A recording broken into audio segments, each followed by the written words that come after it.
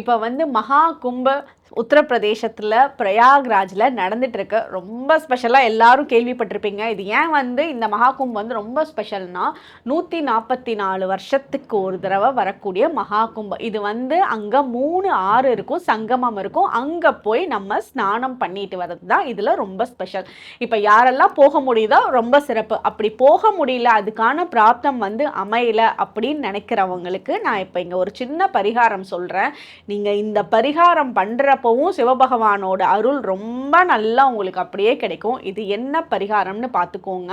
இதுக்கு ஒரு சின்ன மந்திரம் சொல்கிறேன். இந்த மந்திரத்தை ஸ்க்ரீன்லேயும் உங்களுக்கு கொடுக்குறேன். அதை பார்த்து நோட் பண்ணி வச்சுக்கோங்க.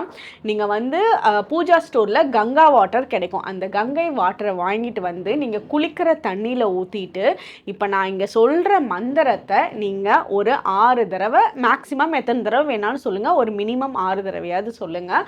சொல்லி நீங்கள் அந்த தண்ணியில் குளிங்க. நீங்கள் வந்து அங்கே மகா கும்பில் போய் குளிச்சுட்டு வந்ததோட பலனை இங்கேயே அனுபவிப்பீங்க.